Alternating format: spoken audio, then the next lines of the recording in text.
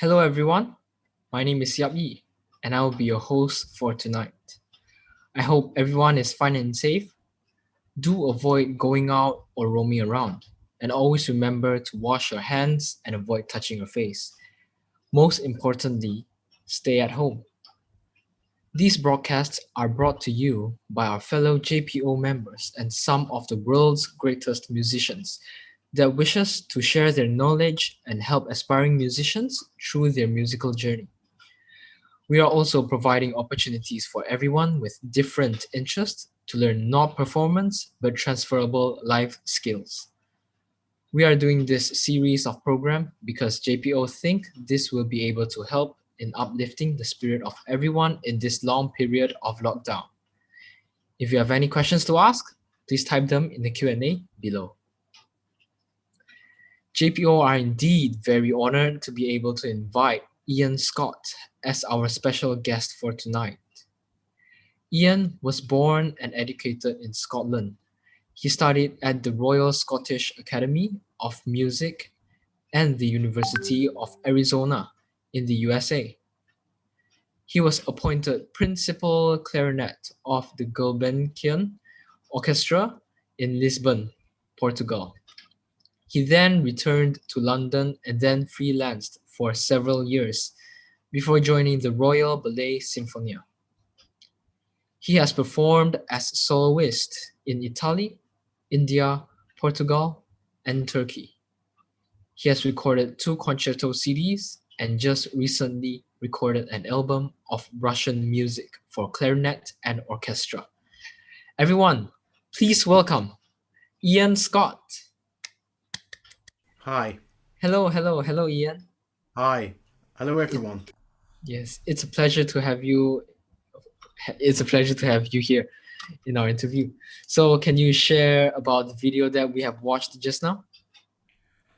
Yeah, there were 3 videos. A couple of the videos mingled, so the music was was a little. I don't know if it was me just watching it, but some of it mixed into each other. A couple of the tracks were from one of my CDs of British music. It didn't sound so British. One of them was a Cuban rondo, and the last one was a company I worked for, Bally Rombert, and it was a piece by Berman, Henrik Berman, an adagio for clarinet and strings. And I get the opportunity to do lots of these things, working with the ballet with different ballet companies. Fortunately, some of Wow. the pieces require solo clarinet and strings, so it's like doing a concerto. Oh, wow. Okay. So, what keeps you interested in your job? Well, the job I have at the moment is playing ballet for the Royal Ballet Sinfonia, and we play for visiting ballet companies like the New York Ballet or the Stuttgart Ballet and Birmingham Royal Ballet. And well, it's just the repertoire changes. Apart from certain times when we're playing at Christmas time, we may play the Nutcracker, and we may play it about 40 times. Oh, So wow. one night after the other, or twice a day. So, but other times we can be playing completely different repertoire, Stravinsky or you name it. Any Wow. composer, any piece of music that's written has generally been transformed into a ballet. So we get to do lots of different pieces. Wow, that's amazing. But then do you get to play different like clarinet concertos? Yeah, well, in the classical ballet world, one of the main ones is the Mozart. It's a ballet called Powder, and I remember doing it in 2 years. I played it 40 times, and sometimes I'd be playing Wow. it twice a day. And that picture there is Kyle Horsch, one of your previous guests there, and that's us. We're playing Stravinsky, the Ebony Concerto there in the pit. And that Wow. was I haven't played that too many times, but that was really exciting with a section full of saxophones there. Five Yes, yes, yes. saxophones, 5 saxophones and me. Then would you say that it's quite would you say that clarinet concertos are quite normal, or is it Well, how do you say? I seem to be lucky because in the orchestra we've never had any flute concertos. We sometimes have violin concertos, but as far as the wind instruments are concerned, I seem to be the only one who's done them. There are no oboe concertos, no bassoon concertos. So Oh the people wow. who are choreographing ballets, they seem to be inspired or they like the sound of the clarinet. So I'm So lucky. then around how many clarinet concertos have you played? Well, I suppose maybe not that many, but I've probably played maybe 10 different concertos, I think. But you know, there are lots more. These pictures we're Wow. seeing, these are pictures from different movies, from Hollywood movies I've done. Uh, Wow. and this clarinet is a very strange clarinet. I picked it up in a market in New York once. It's a very old clarinet. Here is me playing after Rossini, the Rossini Variations as a ballet, and I have to go up on the stage and take a bow with the dancers, which is fun. Wow. Okay. Then how about this? This one is Keith Emerson from Emerson, Lake and Palmer, who were a very big pop group, and this is me in the middle behind him there. And unfortunately, just after that concert, he died. So that was the last concert he did. Oh wow. That's oh that's unfortunate. Then how about the next photo? And the next one is Sir James Galway, and I met him. I've always been a big fan of his, and my sister is a flute player, and we've always loved his playing. And we shared a concert a few years ago. I was sort of the warm up act. I played the Mozart concerto in the first half, and warmed up the audience, and then he played the Mozart D major in the second half, and Wow. we met in the interval, and we had some words and a good laugh. And he's a very I've worked with him before in Italy Wow. playing concertos. He's a great man. Okay. So how do you manage to play so many different styles of music? Well, here's an example here that this is me playing five different clarinets in the Johann Strauss Orchestra. I just think it's a necessity. You know, we sometimes I get a phone call. I've got to play with a rock band, or sometimes I've got to play five clarinets for the Johann Strauss. It's really part of the employment, part of the job in London. That's why it's so exciting because you never know what's going to happen um, from day to day. But this is quite specialized because it requires a B flat, an A clarinet, a C clarinet, an E flat, and a D clarinet. So, Wow. but and not many people play these Johann Strauss. This is the original way that the Johann Strauss waltzes were played. Some people only use two, but I like to be quite authentic and use all the small clarinets as well. What are the differences in using different clarinets instead of just using sticking to one clarinet? Well, they're all in different keys, and then the high clarinets have got very different different sounds to them. The E flat, the D, very pipey, and Wow. this is me playing in Turkey. This is so that travel is one of the not that we're doing it now, but travel was one of the wonderful things about playing the clarinet. So this took me to Izmir, which is on the on the west coast of Turkey, and it was very close to some beautiful Turkish ruins. So I got to visit the country. I got to taste the wonderful food, and also got to play a concerto with this by my friend Paul, who's conducting there. Paul Oh, Lewis. He wrote me the concerto especially for me, and that was the first performance, and it wow. seemed to go down quite well. Wow, that's amazing. Then how about in terms of different styles of music, which one do you prefer much? And which one do you prefer more? Um, I like, well, for me, I like all styles of music. I love Rachmaninoff as a composer, but we don't really get to play Rachmaninoff. Richard Strauss is a favorite of mine, but that doesn't really happen in the ballet. I have to do that in the large orchestras. Uh, I have to comment on this picture here.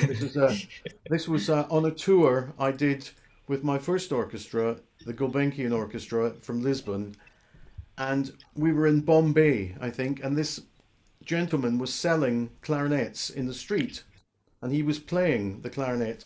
So I bought one, and then I started playing duets with him. And after a while, about 20 or 30 different people Wow. arrived. So we were giving a little concert on the streets of Bombay. And by luck, I just happened to be wearing the same Indian clothes as him. So if it hadn't, and I do look I look quite dark in the picture there, but you can tell I'm not Indian there. But Yes, yes, yes. But I love that picture. It brings back lots of memories for me. yes, that is the clarinet same as the one that you're playing?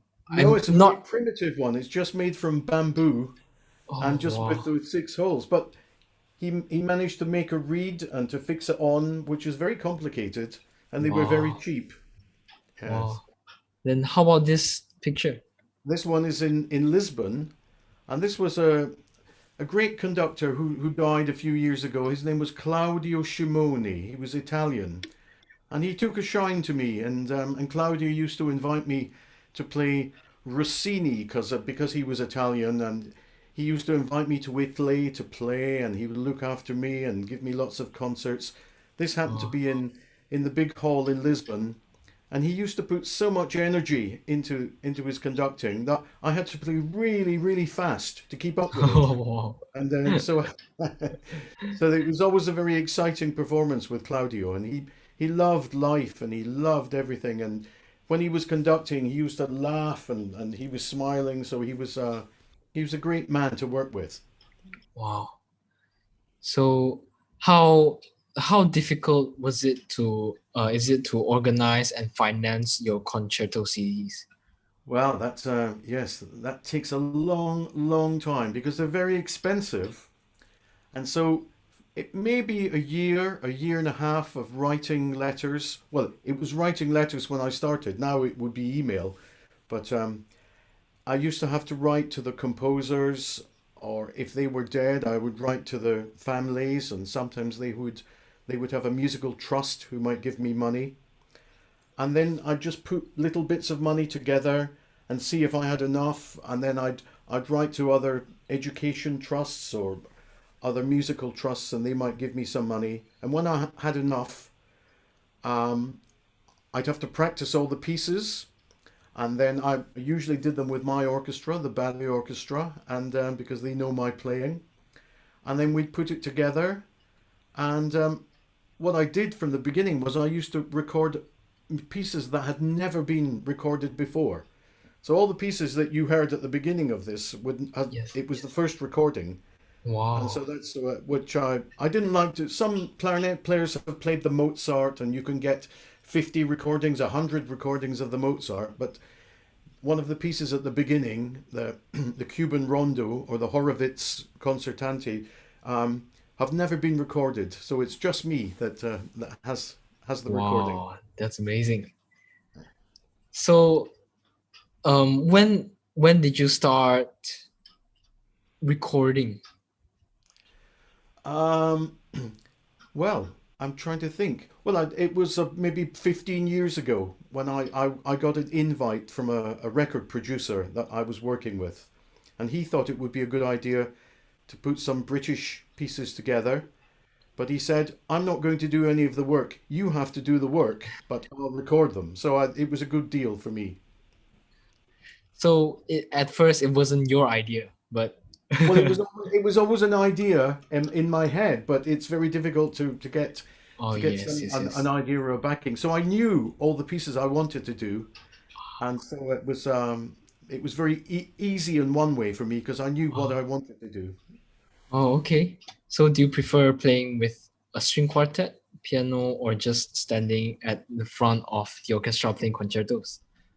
Well, I've done all three for most of my life, and I think the most exhilarating, the most exciting is to stand in front of a huge symphony orchestra. in some ways, a big orchestra can play even quieter than a string quartet. If you've got a big orchestra playing quietly, there's a very special sound that happens. And and lots of the great pieces are written for clarinet and orchestra. But for very intimate music, there's nothing like a string quartet playing Mozart or Brahms or Weber. With the clarinet repertoire, we're very lucky to have such great composers playing that have written clarinet quintets. And then we have with the piano, it's even more intimate, just you and the pianist. And then we've got very different repertoire. Um, Luckily, we have Brahms and Debussy, pieces like that, Schumann. Um, but for me, orchestra, and I've always played with orchestras, even when I was 16 and 17, I was lucky enough to start playing. And then when I went to university, I played with the university orchestra. So every orchestra I've been involved in, I've always played concertos with them. So it's something I love, and it's been a bit of a habit. It's a drug. I want to do more. When did you start learning clarinet? Well, I started learning it in my head when I was about maybe 14, but it wasn't until I was 15 and a half. It was very late that I picked up a clarinet. So I, I started nearly when I was 16, and then when I was 17, I was at music college. So I had to learn things very quickly. Oh, but was it hard for you to catch up? Well, it was like running for a bus. I was running, and I just had to jump on the bus. I had all the energy, all the excitement, and that's all Wow. I wanted to do. But I for a year or 2 years before, that's all I wanted to do. So it was like letting a dog out of a kennel. It's just running off. That was me with the clarinet. Then then instead of a clarinet, if if it wasn't a clarinet, what would you think you will be playing today? Today, well, I'll be playing Yeah. this.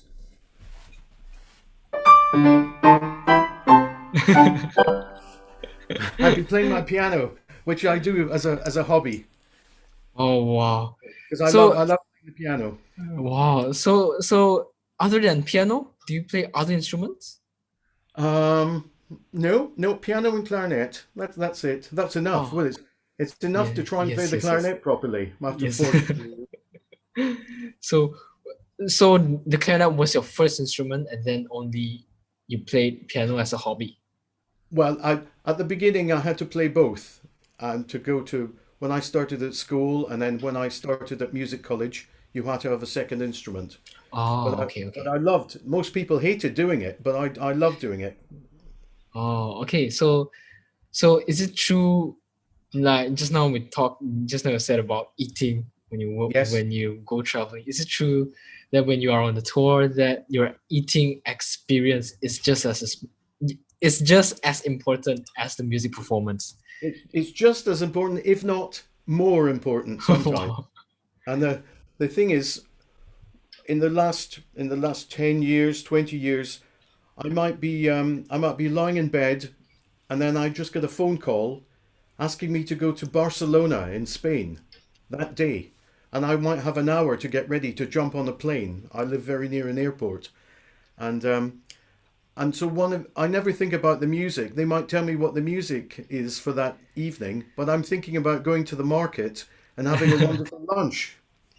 And there are lots of us, I have lots of friends, and we really think about the lunch before we think about the rehearsal and the concert. And then Wow. in Spain, luckily enough, after the concert, all the restaurants are still open. You know, I'm sure as in Malaysia.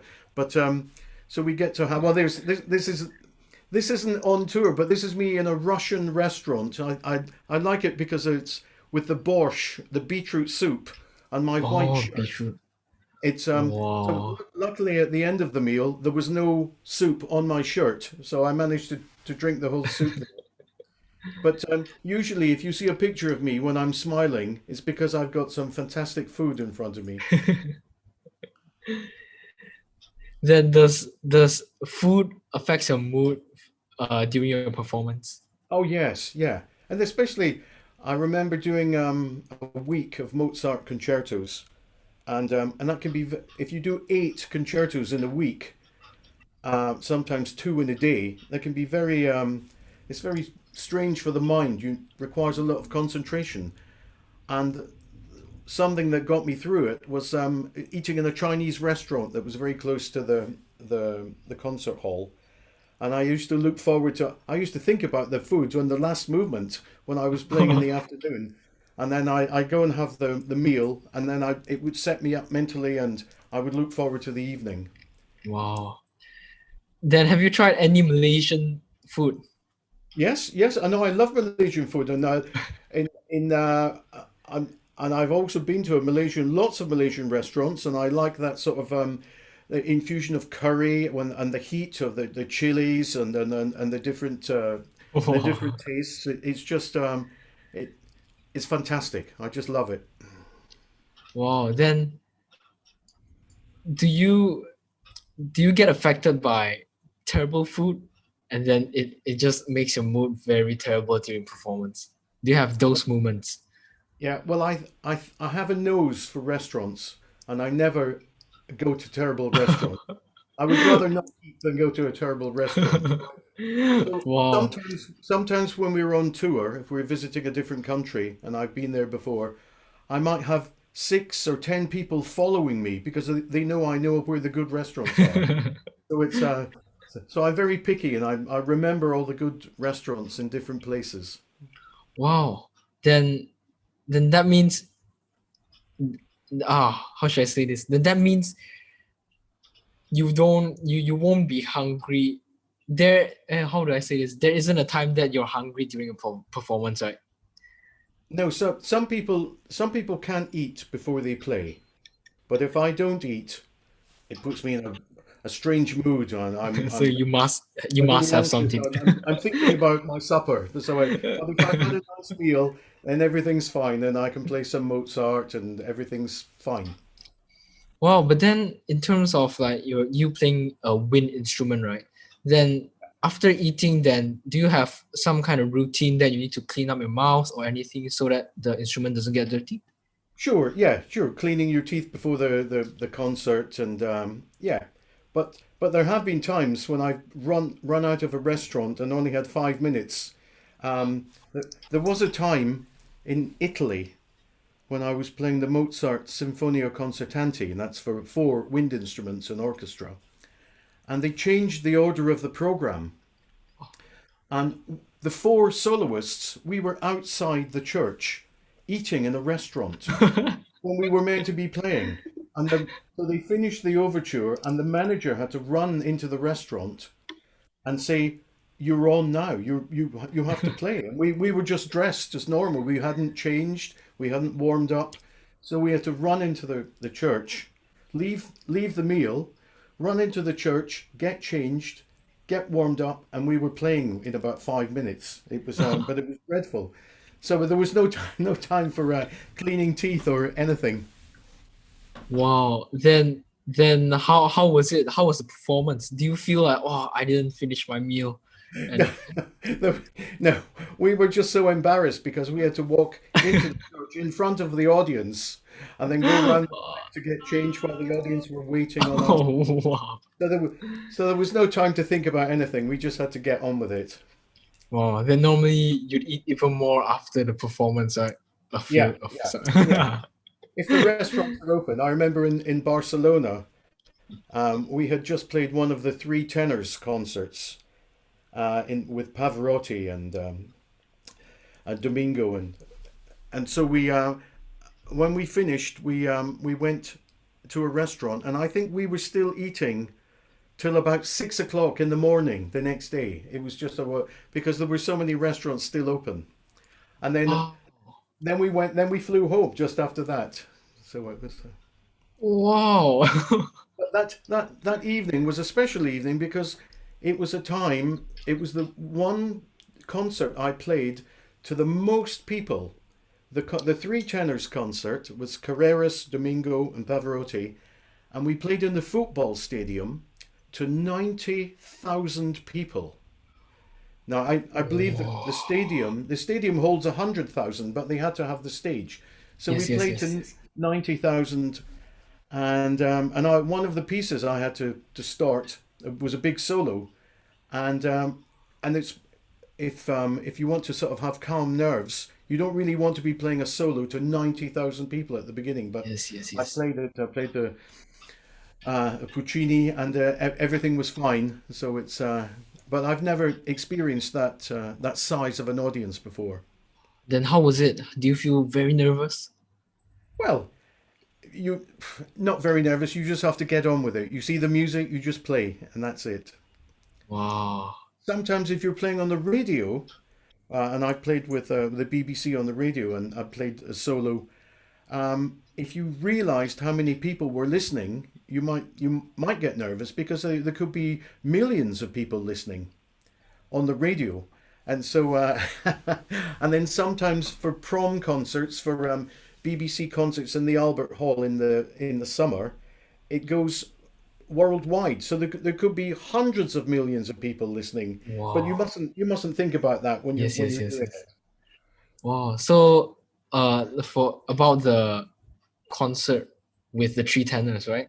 So, Yes, which orchestra were you playing in with?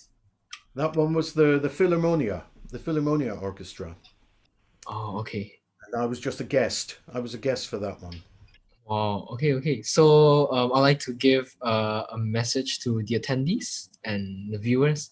If you have Yes. any questions to ask, please do send them. So later, Ian will respond to your questions. Okay, I so see. I think moving there's a little on. there was a little comment at the side there. Someone saying, "Then you eat even more after the concert." Am I right? Yes. Well, if the restaurants are open, you can find us in the restaurant, just eating our way through until we have to fly back home. Yeah. Okay. Then how what do you eat small bites or do you eat like big portions and you keep Well, eating?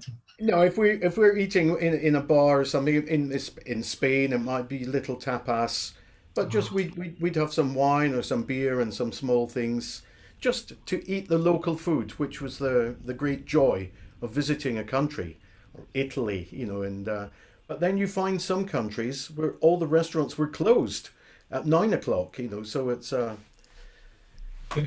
but with a you can always find a restaurant. There's always somewhere open, and I think I can sniff out a restaurant with my nose if it's open. well, so currently what's your favorite which country's food is your favorite? Wow. Well, for me, I lived. My first job was in Portugal, and I lived in Portugal for 6 years, and I got to know the food. So my favorite food is Portuguese food. Um, so that's my number one. But I like Spanish food. I like Italian. I like going to Japan. I love the food there. And then I like going to places up in the north in Norway, and with the fish, where you can be eating all sorts of different fish that you would never want to talk about or even see, or even going to Russia and to having the food in Russia. It's just wonderful. Yeah, Okay, so uh then I think you should come to Malaysia where we I have think I all should. kinds of food. The only time I've been to Malaysia is on a stopover when I'm flying somewhere else. So I've Oh, never I've never I've never played in Malaysia yet. oh, so have you visited Malaysia or was it just a transit? It was just a transit. Yeah, I think. Ah, oh, you should come. The food here I is know, very I good. know. I'm waiting on the invite. It's a pleasure. We will we will see how we can arrange that. Okay, so what do you think of JPO and the activities that we are doing right now? Well, I just think it's fantastic, and I looked up when you invited me a few weeks ago. I looked you up on the web, and it's just wonderful to have the different ages of people doing things, and it's also nice for young people to see older people in the orchestra. That's how you learn. I'm still learning from older musicians when I work with them and when I see them or hear them on the radio. So that's a big influence. You want to keep that going, and then and your outreach program. is fantastic. And the one thing I'm really impressed is with the examinations that you do. I know the normal examinations can be very expensive, and in some of the richer countries, people don't even think about it. But it's what you're doing with your own examinations is a fantastic thing to do. It's so I really I congratulate you on all the work that you're doing. Never mind just playing the concerts. You're doing so much more. Wow. Okay. Thank you for the kind words. So besides performing, do you also teach? I teach a little. I've been doing since the lockdown. I've been teaching online, which is a completely different experience for me. But I've if you have the right setup, if you've got good microphone and a good video, Yes. then things are pretty good. It's Yes. really to Yes. do with the sound and the delay. So we've from the beginning of the lockdown to because we are in lockdown here in Britain at the moment, things have got much better. And with Zoom is just a fantastic something that we'd never even heard of before. Is part of our daily Yes. language. Yes. Yeah. And then I teach people as a consultant. They may come to me 2 or 3 times before they want to get to music college or before they're doing an international competition. They might come to me and play to me and get some advice. So I see them for 2 or 3 times and then I never see them again. So sometimes that's good, but I have other pupils that I've known for a long time. But sometimes I'm too busy playing because usually on a normal week I'm playing 7 days a week, and I never have Wow. time to teach. So it's a small part of what I do, but I enjoy it. But then how do you arrange the time? Like you need to teach and then you need to perform and then you also love food, so you also need some time for food. That's right. That's right. Well, ideally, I should be giving lessons in the restaurant, and that would be the best. Yes. But sometimes it would have to be at the weekend on a Sunday morning. So when I have a free morning before I run out in the afternoon for a rehearsal, there's always some time to do it. Okay, so what is the situation now in UK in terms of lockdown and COVID? Well, everything has stopped from when we stopped.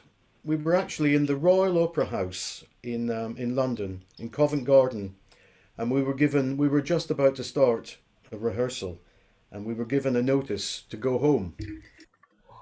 And so we stopped for a few months, and then we had a period of maybe 3 or 4 weeks, or maybe 3 weeks, and that we started to play again, but in with very separated seats.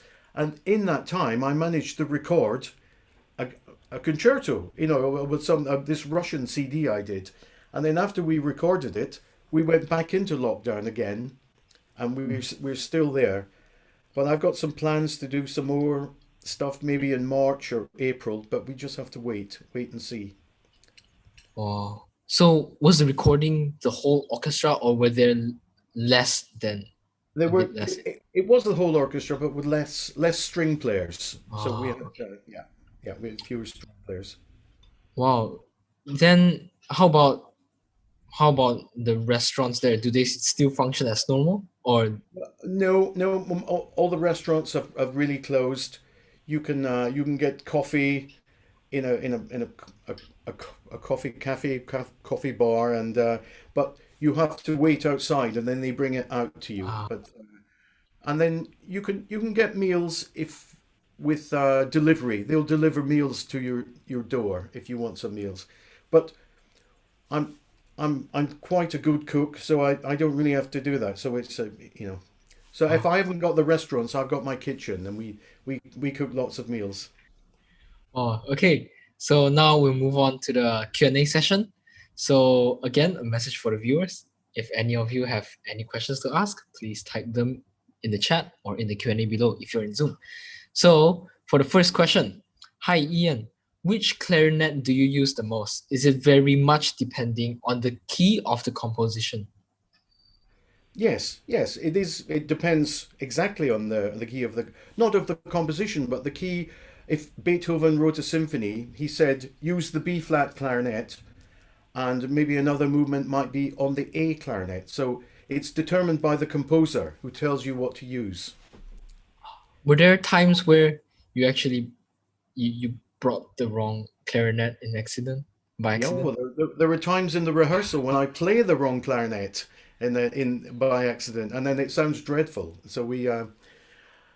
But there are other times when something on the B flat clarinet may be very, very difficult, but we've learned to play it on the A clarinet and just a semitone apart, and then it becomes very easy. So we have to be very adaptable and versatile to what we do. Oh, then have you ever have do you actually maybe like this particular piece must be played with the B flat, but then you find that the B flat doesn't sound as good as the A clarinet. Do you had are those Yes, moments? yes. Well, there's a very famous piece, Daphnis and Chloe by Ravel, and it starts off. It's a very, very tricky little solo, and it's written on the B flat clarinet, but if in a very tricky key. But if I play it on the A clarinet, it's into an easy key, and it sounds as if I can play it beautifully. And so I have to. There are lots of tricks. We've got lots of tricks as clarinet players, and even things for the B flat clarinet, I may play on the small piccolo clarinet if it makes it easier. So Oh, uh, so we're full of lots of tricks, but we try not to let the audience know what's going on. oh, then during performance, during every time rehearsal, you must at least have two clarinets, right? Yeah, yeah. Well, I do, and I do because I have this thing that if the clarinet doesn't, if it falters, if a spring breaks or something, I've got another one to play, Ah, and I might have to play in a different key and transpose, but I've still got something else. wow. Then for such a long, such how do I say, after so much experience, I think to adapt to another clarinet won't be too hard for you right now, right? Well, I had a very good teacher at music college, and he started his job with one clarinet, which is unheard of. And he just transposed everything on the B flat clarinet because it had an extra note. And so he used to ask me to do these things in lessons. So from when I was a student, I was transposing and learning to Oh. do things. Okay, so now we move on to the next question. Sir, I am curious to know if the reeds are all the same for clarinets in different keys. No, no, they're not. But that's I'm going to give a little secret away here that for I play the B flat and the A, and I also play the E flat clarinet, which is much smaller. And but I use the same reed, which you're not meant to use on the E flat clarinet. You get E flat clarinet reeds, and they're about this size, but I use the normal B flat one, and it seems to work. It's worked for me for 40 years. So that was a secret I have that now everyone knows. Then does it change the tone of the clarinet? Well, it makes it more secure for me on the small Oh, clarinet. It it means you doesn't. can play very high notes much Oh, easier. oh, okay, but it doesn't change any like it doesn't make it maybe sharp. How do I say? No, Oh, no. okay, okay. For me it only improves the situation. Oh, okay. So moving on to the next question, would you say the skill of transposing the music instantly a compulsory skill to have if you want to become a professional clarinetist? Yes, yeah, I would. I would. I think it would. It's not compulsory, but it would certainly make your life a lot easier if you could do that. You could adapt to things like that. Hmm. Could you try to maybe elaborate more on that? Well, sometimes a lot of the classical composers used to write for C clarinet, which is just a little smaller. I've got a C clarinet here. I'll show you the difference.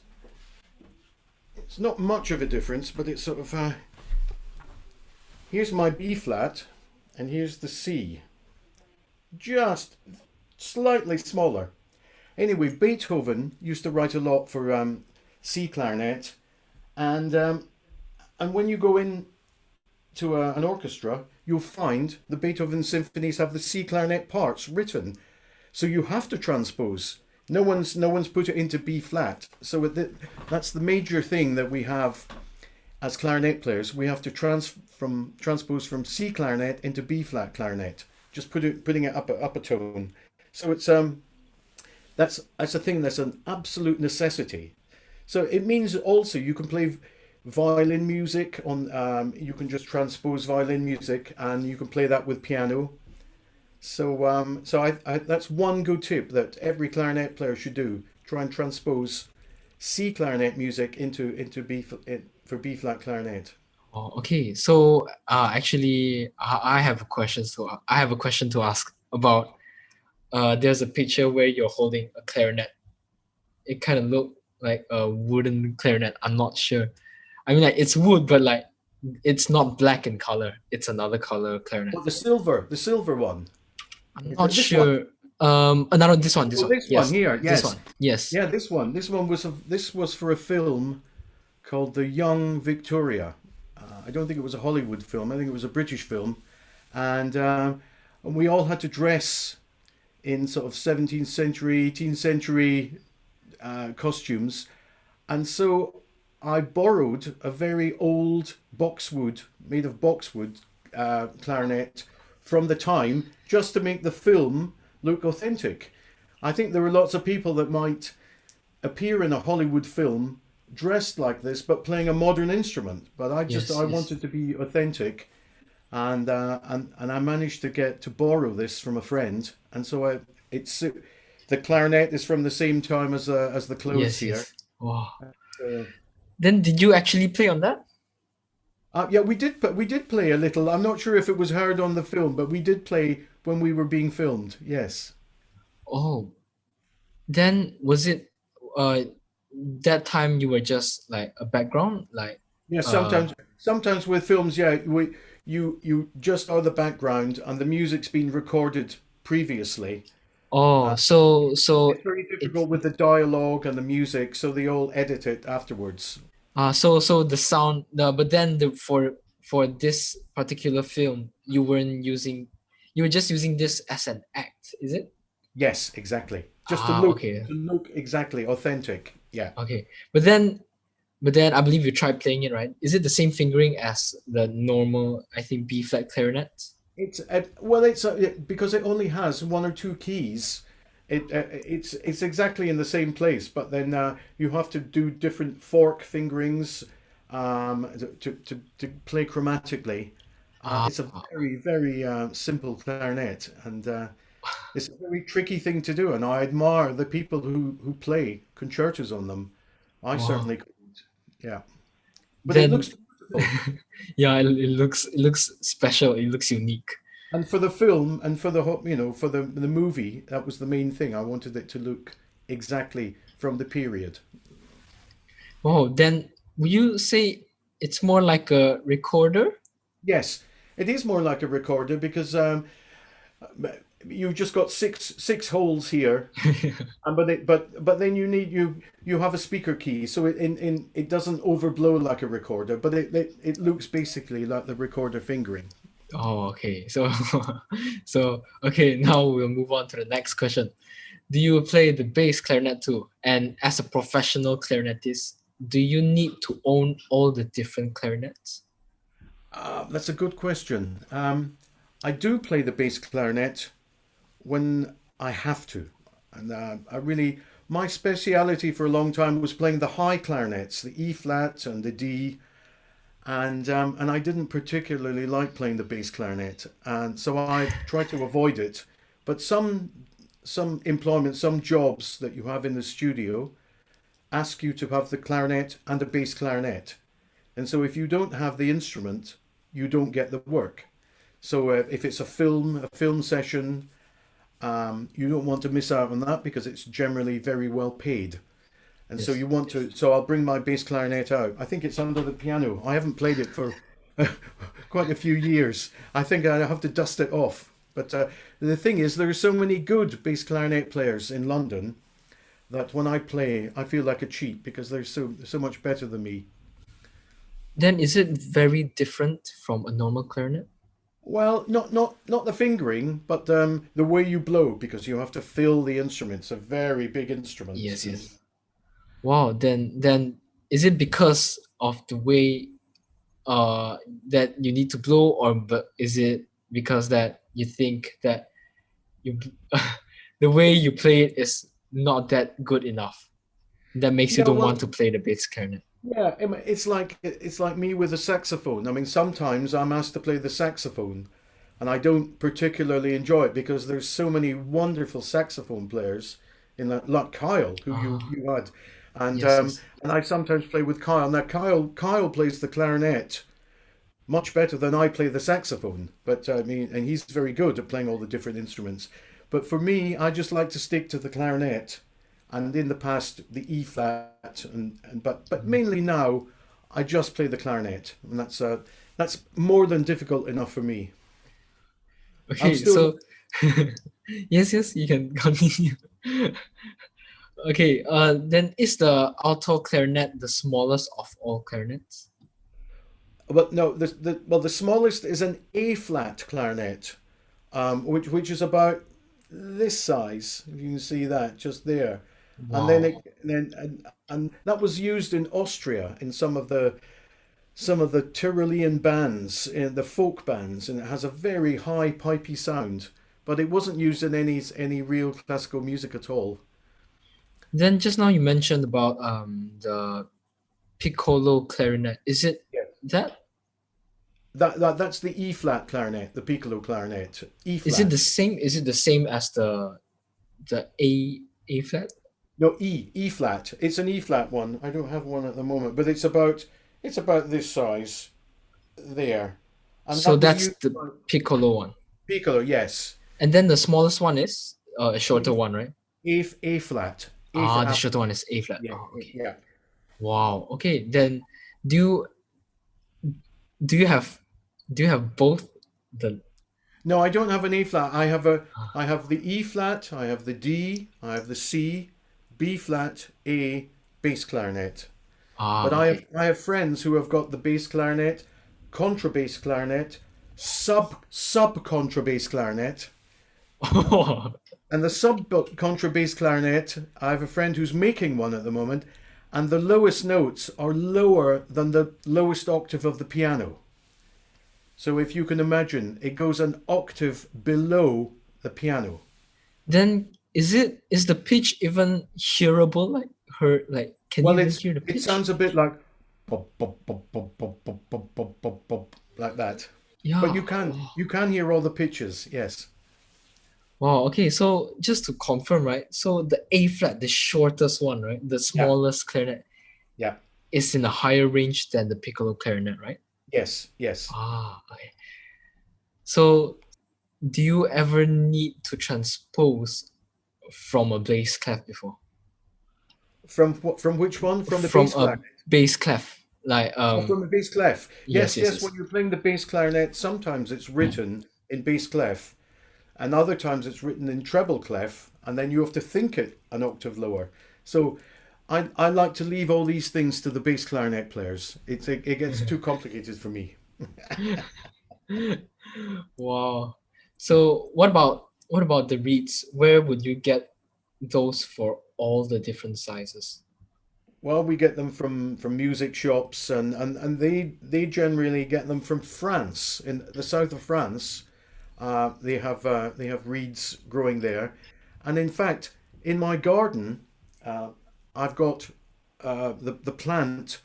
It's called a Rundodonax, is the Latin name, and that's from where you get the canes from the that you make into reeds, and I've got some growing in my garden. So one day I might be able to play a reed that's made from my garden. So, but at the moment, it's easier to get them from the south of France that go to a factory, and then I just get a little box and open it. Then do you buy reeds from different stores, or is there like particular store that sells better reeds or something like Well, that? there's one store. If you buy a lot of reeds, you get a reduction in price because they are very very expensive. And behind me, I've got drawers and Yes, drawers full of I saw. hundreds and thousands of reeds. that one day I hope will play, but they never do. It's Yes. So what about the contrabass clarinets? Do you have to make those yourself? well, my friend who's making one, you can buy them. Well, you can buy a contrabass clarinet, but my friend is building a sub contrabass clarinet, and the last time one was made, it was made in 1920, I think, for Wow. a. So he's making his from wood, and it's taking him about 8, 10. It'll take him about 12 years to make. It's so complicated. How about the reeds? Is it's different, right? Then is Well, they're it very big, big, big reeds. Yes, I mean like planks. They're massive reeds. then is it Yes. hard to find such reeds? Well, I think he's using the reeds from the contrabass clarinet, but maybe little bigger. But Ah, or he might have to make them. Yes. wow. Okay, okay. So we are coming to the end of this interview. Oh my goodness, that went quite quickly. Yes. So on behalf of JPO, we would like to thank you for dedicating your time, Mr. Scott, and energy into this interview, despite the pandemic, COVID that is happening right now. No, it's been fun. And we also like to thank everyone who has attended and supported this program. You guys have been great. I hope you guys got the answers you wanted. And for those who are still waiting for answers, please stay as Ian Scott will answer your question through the Q&A below later. Please check for the link at our JPO Facebook page and stay tuned. For anyone interested to share any of our program with your family and friends, it will be on our Facebook page, Jesselton Philharmonic Orchestra. And now I will be leading the prayer to end tonight's program. So please pray in whatever faith you believe in for the COVID-19. Dear Lord, we lift to you our concern for people who are more likely than others to become severely ill from COVID-19, the elderly and people with chronic health conditions. Protect them from harm and be their comfort in this time of uncertainty, and for many, preventive isolation from loved ones. In Jesus' name we pray. Amen. So that will be all from us. Thank you, everyone, for attending, and thank you, Mr. Scott, Thank for you. taking your time to our program. My And goodbye, pleasure. everyone. We'll see you next time. Goodbye.